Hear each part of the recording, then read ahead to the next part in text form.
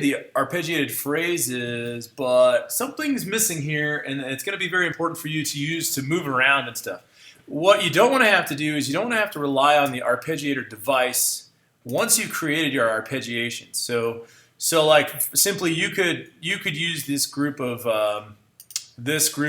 the mix between the cello and the arp as, you know, maybe your music creator, your arpeggiator creator.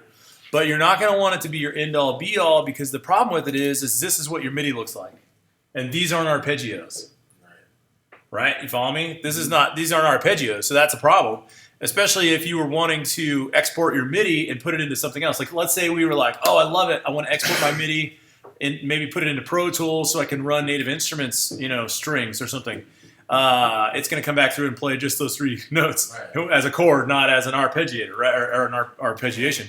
So what we do instead is we actually have to change how this is being played and what actually happens to it. And instead of using it in this form, we actually have to go in and tell it, okay, well, you know, basically we have to tell the arpeggiator itself that we're going to arpeggiate notes to track. And what's going to happen is we're going to take these notes to track, and essentially the goal, or like the way that it's written, and I don't know if I can, let me see. The way that it writes it is it takes those triads that you already built and it splits them into the actual arpeggiations. So that note by note, they exist as arpeggiated forms. The problem with this is it's not playable through the arp.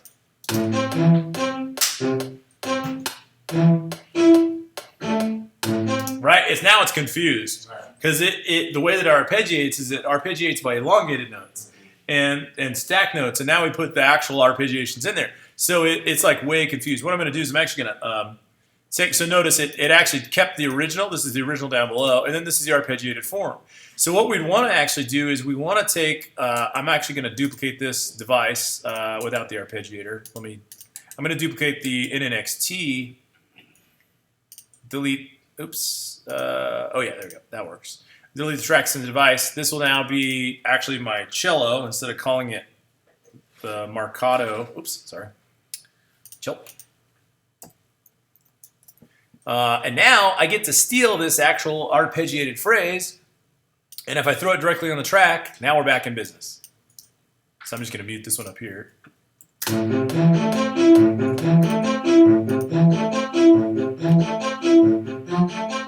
Now the beauty of this, there's a couple of things that are really beautiful about this. Okay, so let's just say I'm gonna do this by the duplication form. Okay, so I'm gonna duplicate this a couple times. So, and now this isn't the end all be all. There should be a melody hovering above this, like soaring above this should be this wonderful melody, however you decide to do it, or whatever genre take you decide to pick. One thing I'm going to do is I'm going to copy this.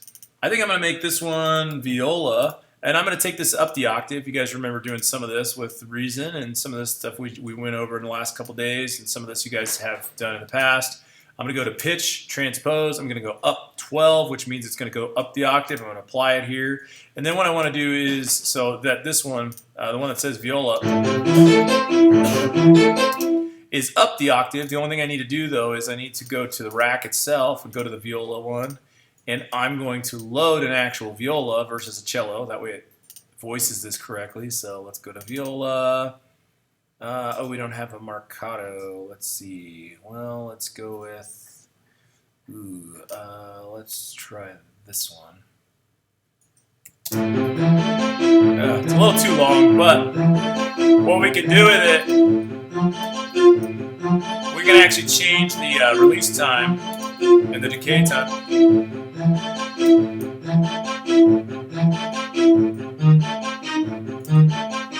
What most people don't realize is that in the NNXT, if you go and you select all the samples down here below, you can change the ADSR at the bottom, but they've already mapped those things to the top, to this amp envelope here, so you can actually make adjustments here instead to the overall, or of course you could do them there as well, but just by shortening in that instance just the way that I did, let me solo this so you can hear it.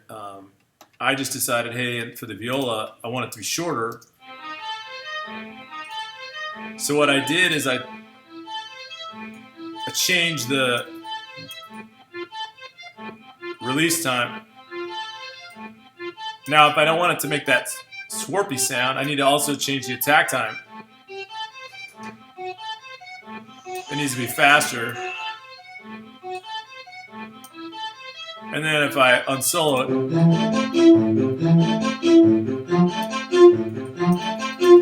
Now most people are like, well, but the problem is that the release gets cut off and it's too dry. So what do? We add reverb. Instead of elongating the release, we can add some reverb. Okay, but that's not the end all be all. I mean, what I'm going to do is I'm going to come back to that. I'll add reverb to the group as a whole when I do a little bit of mixing. Now what I'm going to do is I want to add a bass line down below, but instead of making a whole other bass line, what I'm actually going to do is I'm going to make this bass outline the low notes of the arpeggiation. So I'm going to back out again, go to basses, give me something nice and marcato. Let me see.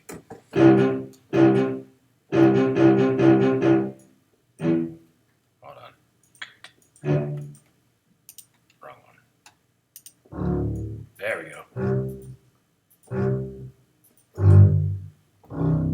All right, so now watch how I do this. This is be a really easy roundup here. So I'm looking at this going, okay, what I want to do is I just want to outline the downbeats of each phrase, of each measure grouping on the low note. It's pretty simple. I'm just going to highlight all of these ones that are not the low note and hit delete. And then what I'm going to do is I'm going to decide and elect which ones are going to actually be played. So let's take a look. Yeah, there we go.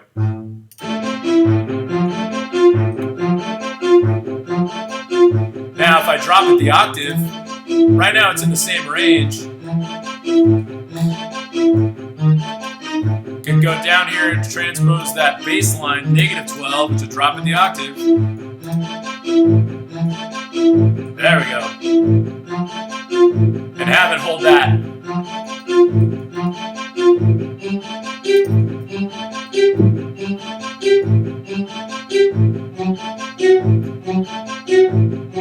Yeah, there's a couple things I can do with it too, even in that, if I wanted to make it a little more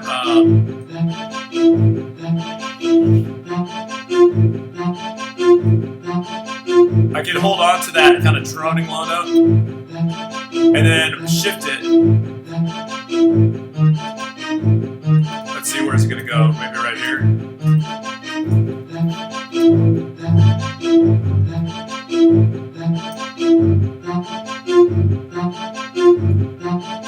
Let's see.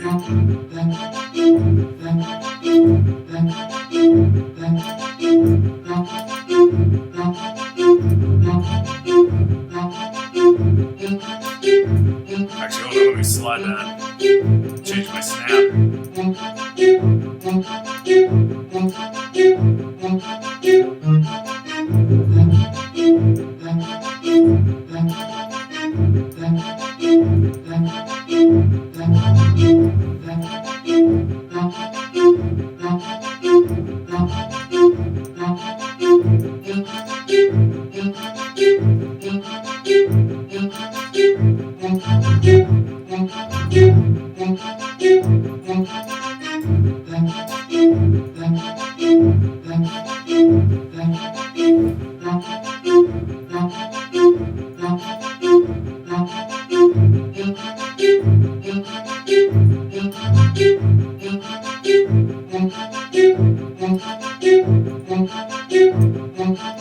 Let me walk this one a little bit further.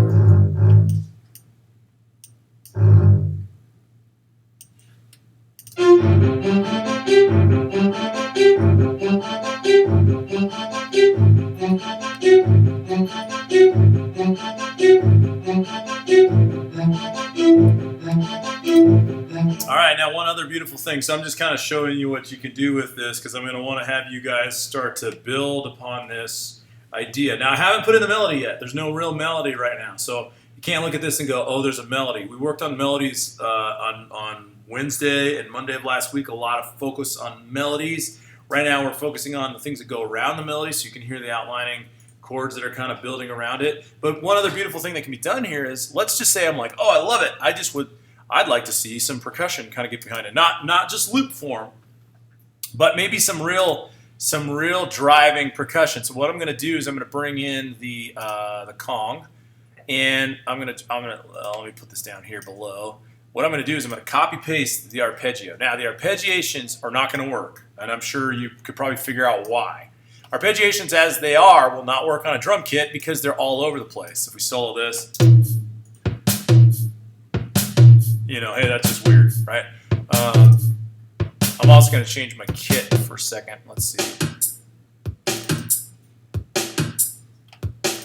Let's see what I got. Oh, sorry.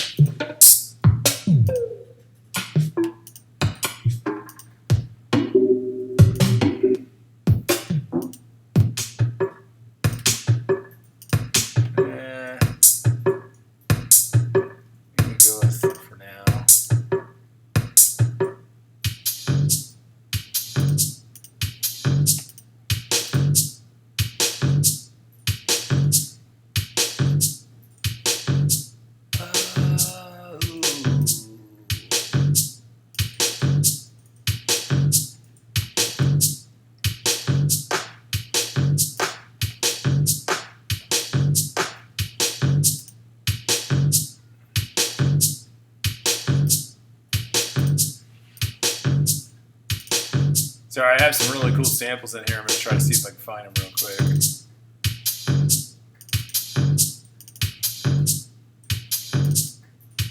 Oh, no, wrong one.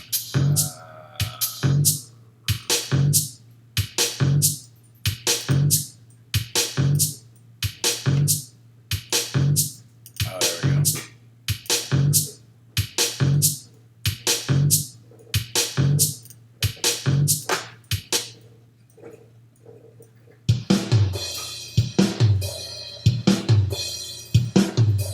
Okay, now obviously it doesn't work because it's all over the place, so what we're going to have to do is map it out so that it is appropriate, because right now it's not. So what I'm going to do is I'm going to tell it, and you guys have all seen this before, I'm going to say, you know what, you need to be just one note. We're going to adjust your pitch. And I'm going to randomize the notes so it's essentially the same note, C3 to C3. Now, the reason this will work is because what I'm going to do to it is I'm going to tell this to be a snare drum, and I'm going to tell it to have a little bit. You can see the dynamic variation here. It's jumping up and down. I'm going to pick all of it, and I'm going to take it up a little bit. Actually, let me just choose the bar so I don't mess up where it's at.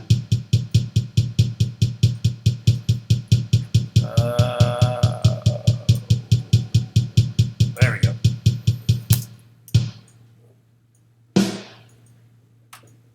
There we go.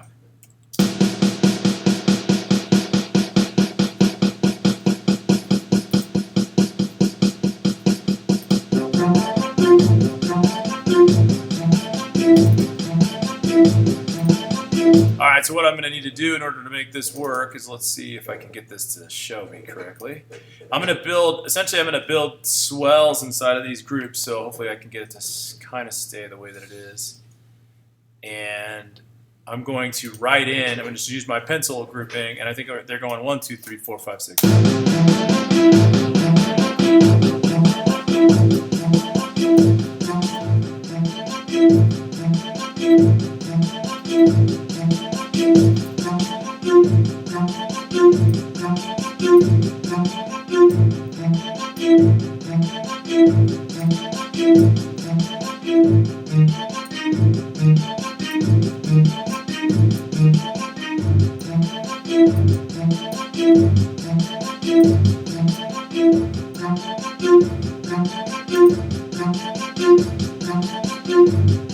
Now what I'm going to do is I'm then also going to duplicate this, and now I'm going to switch this one over to the toms, and I'm not going to use it always, but I'm going to kind of map it out so that I can get a little bit of tom action going on in here.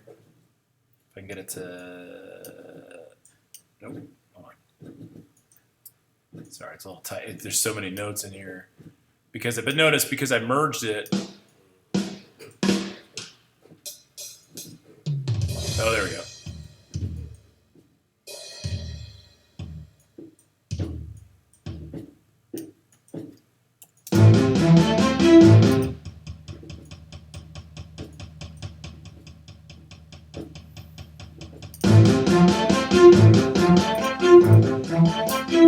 And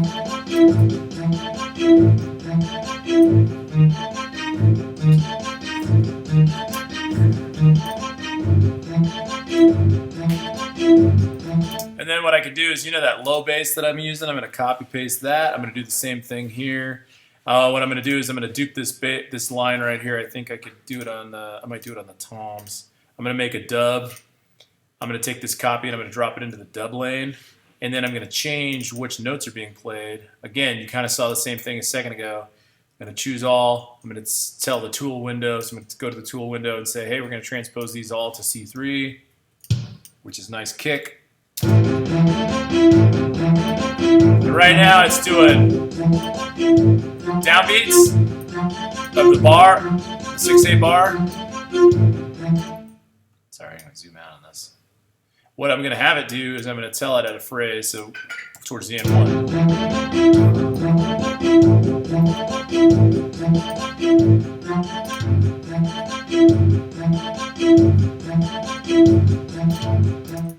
I think what I'm going to do is right here, and we've seen this before. Again, it's going back to the tool window, and I can tell it. Oops, I got rid of it.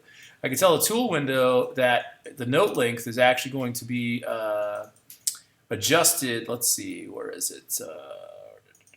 Oh, I'm sorry. Where are you? Most of these fixed. Those are good. Oh, scale tempo.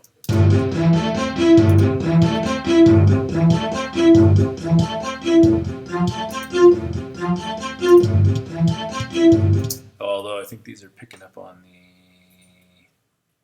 I don't know, that might not have worked. Sorry, because we're in 6/8, it's not going to work that way.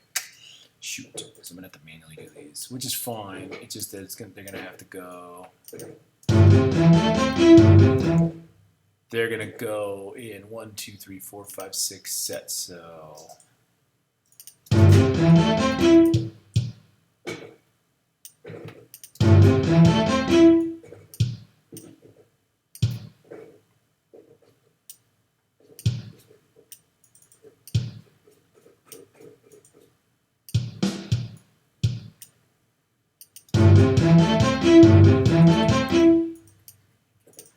There we go. I just dupe this along the way. Oh wait, one change. Copy. Paste.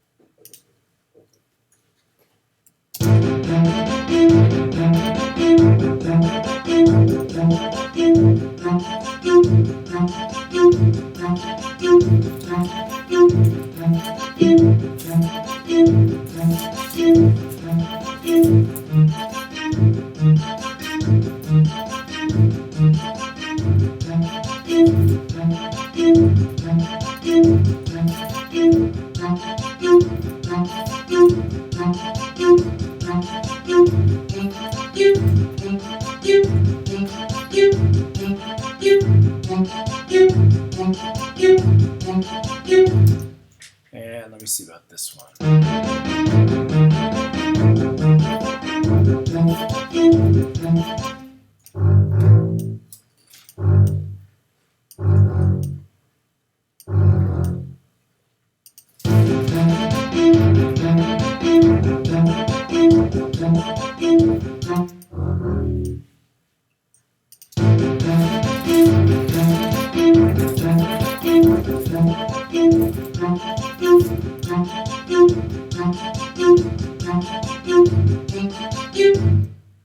All right, then we can bring that velocity back up. I think I'm going to turn this down.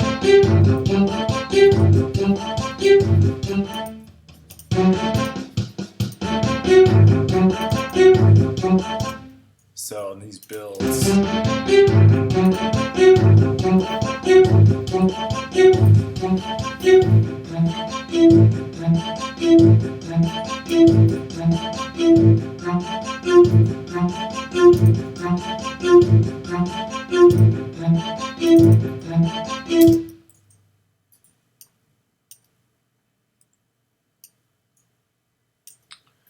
Sorry, I'm just going to make an adjustment to the velocity. Almost there. I think what I want to do is let you guys kind of break off and put these on parts. I think what next we could do is we can add a little bit of horn activity. 75%, let's try that.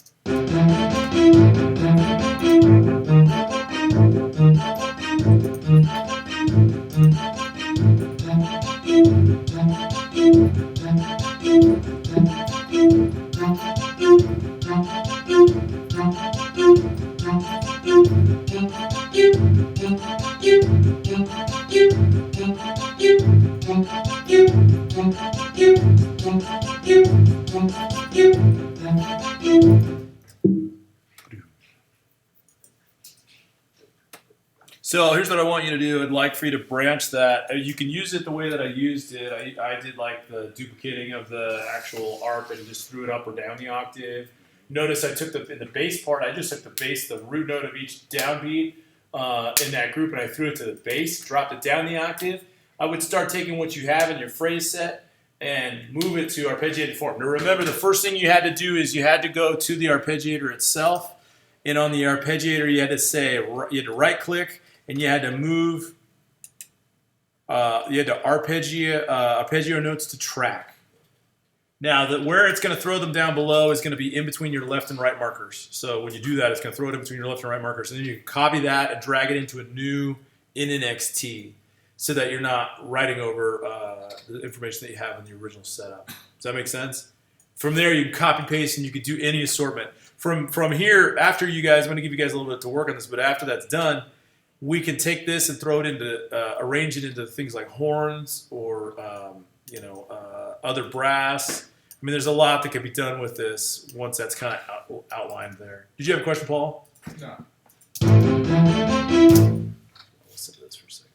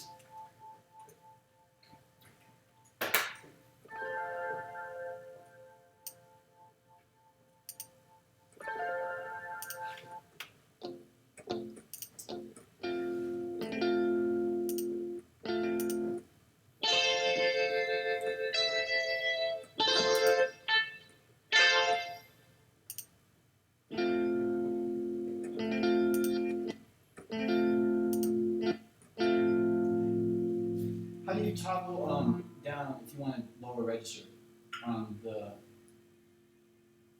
keyboard? There's a left-right arrow on the left, above the mod wheel. Right. See it? Yeah. Okay. So octave. Yeah, the octave essentially.